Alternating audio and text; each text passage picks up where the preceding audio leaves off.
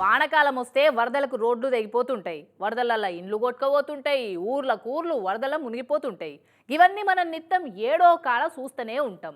గట్లనే సిటీని ఆనుకొని ఉన్న మున్సిపాలిటీలో కూడా వానలకు రోడ్లన్నీ బురద మడుగుల లెక్కనే అయినాయట. గవి చూసి లోకలో ఏం చేసిండ్రో చూడురి.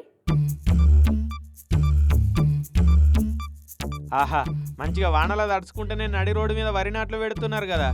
ఛత్రీలు పట్టుకొని నిలబడ్డది పెద్ద మనుషులు కావచ్చు. అరే నాట ఆడగదమ్మా, ఇటు దిక్కు పెట్టు, అవి అటు కాదు ఇటు పెట్టు అని చెప్పి దర్శకత్వ పర్యవేక్షణ చేస్తున్నట్టున్నారు. దొండిగల్ మున్సిపాలిటీలు ఉన్న బౌరంపేట రోడ్ అట ఇది. ఇక ముందే అధ్వానం అంటే ఈ వానలకైతే బురద మడుగులే తయారైనాయట. ఇక ఈ తొవ్వేంటి బడికి పోయే పిల్లగాన్లైనా పనులకు పోయే జనాలైనా మస్తు తిప్పల పడుతురట. ఒక్కొక్కరు అయితే బండ్లు వేసుకొని మలుసుకపోతారట. కార్లు రిపేర్లకు వస్తున్నాయి. ఎండాకాలం వెళ్ళి ఇంత కంకర డాంబర్ వేసే ఎగురం చేయలేదట.